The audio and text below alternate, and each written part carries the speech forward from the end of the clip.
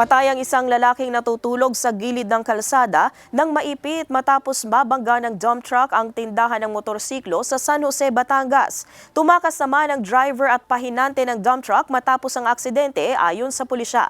Alamin yan sa report ni Paul Hernandez.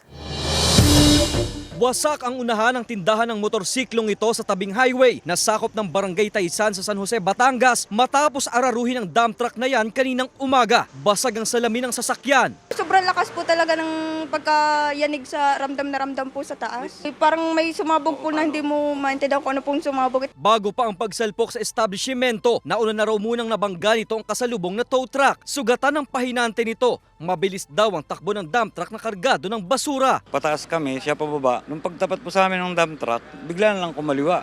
Kami yung natumbo kaya bumaligtad kami. Tapos yung dire-diretso dyan. Ang magkakaanak ni Unima na katutubong mangyan na natutulog noon sa labas ng tindahan, nagulantang sa pangyayari. Patay ang padre de pamilya na masapulang umano'y rumaragas ang dump truck. Nagulat lang kami sa pagtulog. Siya nga yung namatay, tuluyan na hindi bumangon, naipit na yun. Dalawa pa sa magkakaanak ang nasugatan dahil sa pangyayari. Sa investigasyon ng pulisya, nakatulog ang driver ng dump truck habang nagmamaneho. So nakain niya bahagya yung lane ng northbound.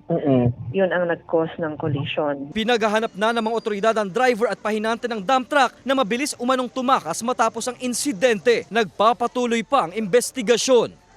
Kasama si Buhay Adante Jr., Paul Hernandez. Balitang Southern Tagalog.